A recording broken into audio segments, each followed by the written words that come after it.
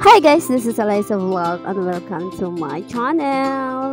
Kung bago po kayo sa aking YouTube vlog, huwag niyo pong kakalimutang mag-subscribe, like, share, and click the notification bell para palagi po kayong updated sa aking mga susunod na vlog. So, for today's video guys, ito yung araw na pupunta kami ng Malaybalay sa lahat ng mga dancer para daming preparation for blocking sa street dancing and grand presentations.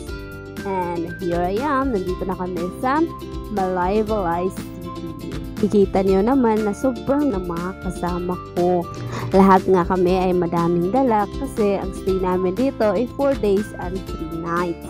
So pang sigurado talaga na madami yung dadalhin namin kasi hindi lang morning yung practice namin kundi pati gabi para sa aming street dancing. Dito nga muna kami unang bumaba sa Capitol Ground.